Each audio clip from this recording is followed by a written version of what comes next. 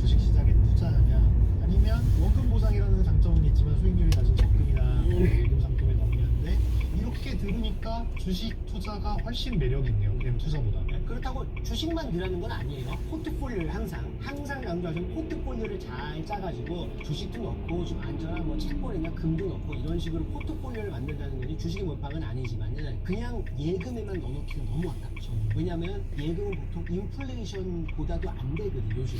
반영을 안 해주죠. 그러니까 투자를 꾸준히 오랫동안 한 살이라도 어릴 때부터 해야지 아까 말한 그 속도가 빨라지는 거를 내가 누릴 수가 있고.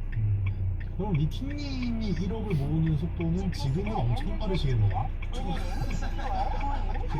근데 저도 25년 전 제가 삼성전자 신입사원일 때 그때 제가 월급이 월 실수조정액이 200만 원이 안 됐거든요. 삼성전자인데 그때 뭐 25년 전이니까 또 그게 안 됐지만은 그때 매달 한 70만 원 정도씩을 제가 투자를 했거든요. 그게 시작이었어요. 그러면서 당연히 제 수익도 올라가면서 투자 금액도 늘어나는 거죠. 그래서 제가 금융자산 속도를 한번 제 거로 계산을 해봤어요. 제가 구글에서 연봉 잘 받았단 말이에요. 근데 제가 구글에서 그 일하는 그 기간 동안에 내 자산이 매년 얼마씩 늘어나냐 이거를 제가 지난 2년간 직장생활 안 하고 나 하고 싶은 거 하면서 사는 그 2년 동안에 1년 평균 자산이 얼마나 늘었는지 비교해보면 지난 2년이 2.32배가 빨라요. 이거는 제가 유튜브에서 동영을 볼 수는 아니잖아요. 이거는 내가 그 늘어나는 속도가 이제 계속 빨라지다 보니까 예전에 그 보행용을 다닐 때보다 이 속도가 훨씬 빠른 거예요. 그래서 투자할 때 우리가 종목 분산하자는 얘기 많이 했잖아요. 시간도 분산을 해야 돼. 시간도 분산을 해서 투자를 하는 게 현명합니다. 왜냐하면 단기적으로 우리가 주가가 앞으로 오르지 내릴지는 절대 몰라요. 워렌 버핏도 아무도 몰라요. 예상은 해볼 수 있잖아요. 분석해서. 하지만 이걸 알 수가 없어요. 이걸 직업으로 하는 애널리스트 분들도 틀리는 경우가 많잖아요. 그래서 저는 주식시장에는 나는 앞으로 주식시장이 어떻게 될지 모른다를 아는 사람과 나는 그거를 모른다는 사실을 모르는 사람으로 구분되는 것 같아요. 아는 사람은 없어. 그래서 내가 타이밍을 잡겠다는 착각하지 말고 시간을 분산해서 주기적으로 꾸준히 투자하는 게 가장 현명하다고 생각을 해요. 주식시장은 오르기도 하고 내려가기도 하고.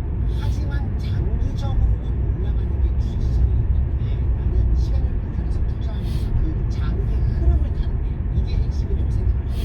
그러면서 단기적인 그 등락에는 내가 패닉하지 않는 거. S&P도 지난 5년간 우리가 시장을 보면은 일단은 코로나 팬데믹이 전 세계를 뒤덮었어요. 그리고 트럼프가 관세 발표를 하면서 전 세계를 혼란에 빠뜨렸어요. 그게 지난 5년이었단 말이에요. 그래도 5년 전과 지금의 S&P를 비교해보면 거의 2배가 올랐대요. 그 장기 흐름을 타는 거. 그리고 그렇게 하기 위해서는 시간을 분산하는 게 가장 안전한 거죠. 어쨌든 장기적으로 오르는 게 주식시장이라고는 하지만 사실 가끔 뭐 기업이 어떤 이슈가 생겨서 망하거나 그런 경우도 있잖아요. 당연하죠. 그런 기업만 잘 걸러낼 수 있는 공부를 한다면 그러면 이거는 확실히 이기는 방법이겠네요. 공부를 많이 해서 내가 기업이 어떻게 되고 실적이 어떻게 되는지를 잘 판단해서 사고 팔아야 되죠. 근데 그것도 몰라. 그렇기 때문에 우리 지난번에 얘기한 것처럼 종목을 잘 분산해서 주식을 만들어 상담들이 상담이 아니라 포트폴리오를 잘 만들어서 떨어지는 주식이 있지만 오르는 주식이 있어서 최대한 내 전체 포트폴리오가 올라가게 만드는 거. 이게 중요하죠. 그리고 또 제가 궁금했던 게 투자를 이제 시작한다고 쳐요. 제가 이제 뭐 10년 정도를 투자를 했어요. 언제 팔아요? 언제 얼마나 팔아야 돼요? 우리 지난 영상에서도 댓글 많이 달렸어요. 언제 파는지 얘기해달라고. 어떤 분들은 내가 산 주식이 막 오르지? 그러면 팔아야 돼? 팔아야 돼? 막 이 불안함에 시달리는 분들이 있더라고요. 마치 내가 이거를 지금 안 팔면은 다 내가 번 수익이 날아갈 것 같은 그런 불안감. 근데 어떤 기업 주가가 잘 오른다는 거는 대부분의 경우는 그 기업의 사업에 수익금이 들어온다는 거예요. 그러면 팔면 안 되죠. 근데 오히려 반면에 내가 산 주식이 떨어지죠. 그러면 본전 생각해가지고 존버하고 있어요. 이거를 유명한 투자자인 피터 린치라는 사람이 어떻게 표현했냐면 야 니들은 왜 정원을 갖고 오는데 예쁘게 꽃 피면 그 꽃을 다 뽑고 잡초에다 물 주고 있냐 이런 식으로 표현을 했어요. 오히려 꽃에다가 물을 줘야 되는 거 아니에요. 그렇죠. 그래서 기본적으로 저는 장기 투자를 좋아하기 때문에 제가 산 주식은 팔아요.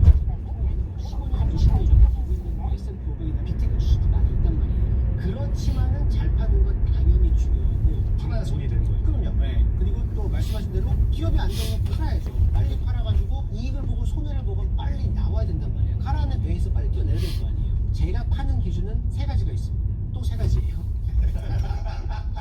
자, 첫 번째, 내 포트폴리오를 리밸런싱하기 위해서예요. 내 포트폴리오 안에서 어떤 특정 주식이나 특정 산업이 너무나 많이 올라서 너무나 많이 커졌다. 그러면 내가 그거를 일부 팔아가지고 다른 쪽으로 분산을 잘하는 그 밸런스, 균형을 다시 맞춰주는 게 리밸런싱이에요. 근데 앞서 말한 대로 잘 오른 주식을 파는 게 꼭 현명하다고는 생각하지 않기 때문에 억지로 어떤 비율을 맞추기 위해서 파는 거를 저는 개인적으로 좋아하진 않아요. 뭐 이건 제 개인적인 생각입니다. 그래서 저는 제 포트폴리오에는 테크 주식이 많을 수밖에 없어요. 그렇죠. 그리고 또 반면에 어떤 산업이나 어떤 회사가 앞으로 너무 좋을 것 같아. 그럼 나 여기다 더 투자하기 위해서 내 포트폴리오 안에 다른 종목들을 좀 팔아서 이익 얻는 거. 뭐 이것도 현명한 전략이라고 생각합니다.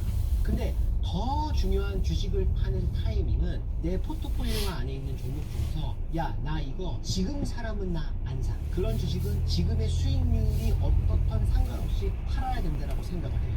이건 내가 앞으로 장기적으로 믿지 않는 종목이기 때문에 수익을 보고 있건 손해를 보고 있건 팔아야 되는 거죠. 제 몇 가지 예를 말씀드릴게요. 일단 제가 손절하고 판 주식들이 있어요. 대표적으로 2, 3년 전에 네이버 카카오를 팔았어요. 코로나 때 한창 네이버 카카오 주가 막 올라갈 때 저도 그 흐름에 타가지고 야, 내가 우리나라 대표 인터넷 기업 두 개를 나도 포트폴리오를 갖고 있어야 된다. 그래서 샀어요. 제가 지난 시간에 말씀드렸잖아요. 내가 어떤 주식을 샀다는 거는 적어도 내가 5분 정도는 나는 이 주식을 왜 샀는지, 뭐가 좋을 것 같고 비즈니스 사업이 어떨 것 같아 샀어요라고 설명할 수 있어야 된다고 생각합니다. 네, 제가 네이버 카카오는 우리나라의 대표 인터넷 기업이잖아요. 그래서 이거는 두고 있으면 안 되겠다 그래서 슬금슬 떨어지고 있을 때 손해를 보고 손절을 했죠. 그 다음에 네이버 카카오는 뭐 잘 아시다시피 떨어졌어요. 오래 좀 해봤겠지만은 그래도 제가 판 시점에 비하면 그때 잘 팔았죠. 그리고 또 손절해서 판 좋은 예가 마음 아픈데 올버즈. 제가 좋아하는 브랜드 주식을 사는 것도 제가 좋아합니다. 그래서 올버즈 주식을 샀죠. 근데 얘는 거의 반토막 나서 손절했습니다. 그리고 제가 판 다음에도 한 5분의 1토막이 됐습니다. 제가 올버즈 여전히 너무나 좋아하는 신발 브랜드지만 내가 꼭 좋아한다고 주식을 사보는 거가 항상 맞지는 않구나. 이런 교훈을 줄게 해가지고 반면에 어느 정도 수익이 나고 있는데 판 예들도 있습니다. 대표적인 예가 저는 역시 한 2년, 3년 전에 LG엔소 상장하고 이제 막 올라갔을 때 모르겠어 팔았어요. 진짜 안 좋을 것 같았던 게 아니라 모르겠어 팔았어요. 근데 그 다음에 LG엔소를 많이 주가 힘들었으니까 네. 요즘 조금 올라가고 있긴 한 것 같습니다. 그리고 또 다른 좋은 예가 이것도 2년 전인데 제가 넷플릭스를 팔았어요. 2년 전에 무슨 일이 있었죠? 제가 2년 전에 리밸런싱을 한번 했거든요. 그러면서 많이 판 거예요. 그때 제가 2년 전에 넷플릭스를 팔았는데 넷플릭스 왜 팔았냐면은 OTT 너무 경쟁이 심한 것 같은 거예요. 많은 미디어 회사들이 다 자기 OTT가 있고 그러면서 넷플릭스의 앞으로 이런 시대도 이제 좀 잘 모르겠는데 그 넷플릭스를 팔았습니다. 그리고 나서 3배 올랐어요 넷플릭스. 그때 오는 교훈은 우리 지난번에 왜 1등 주식사과 2등 주식사과 얘기했잖아요. 네. 웬만해서 어느 업계에서 1등하는 회사 주식은 함부로 팔지 말자라는 교훈이었어요. 뭐 항상 맞지는 않겠지만은 기본적으로 1등을 하고 있다는 거는 잘하고 있다는 소리잖아요. 떨어져도 2등인데. 그쵸. 예. 근데 1등을 하고 있는 기업을 그냥 훅 팔아버리는 거는 이거는 현명한 방법은 아니구나. 뭐 어쨌거나 뭐 OTT가 미래라는 거가 그때 뭐 몰랐던 것도 아니란 말이에요. 근데 그때 너무 그냥 성급하게 팔지 않았나. 물론 수익을 보고 팔았지만은. 그 넷플릭스 그때 제 생각은 그랬어요. 나 지금 사람 넷플릭스 안 사라 그래서 팔았단 말이에요. 근데 그렇게 해서 팔아서 그러면 그걸로 뭐 사가 더 중요해요. 내가 그렇다고 걔를 현금으로 쟁여놓는 거 아니잖아요. 그렇죠. 내 포트폴리오 딴 걸 사야 되잖아. 제가 그때 넷플릭스 팔아서 엔비디아 샀어요. 아이, 잘했네. 그 후로 6배 올랐어요. 잘했네. 그러니까 그게 뭐 실패한 전략이라고 생각하진 않지만 그래도 전체 발라스를 생각하면은 어쩌면 테크는 많이 있으니까 뭐 엔비디아 테크일 수도 있겠지만 그럼 미디어 주식을 좀 갖고 있었으면 좋지 않았을까라는 뭐 지금은 생각을 해요. 엔비디아 사신 분이 하시는 말씀은 아니고.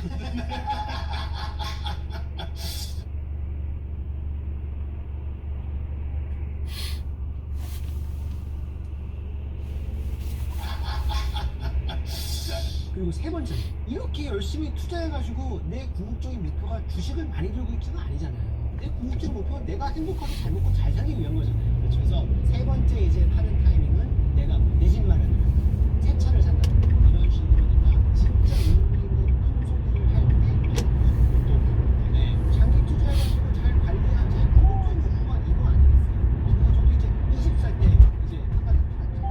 그래서 결국 그렇게 모아서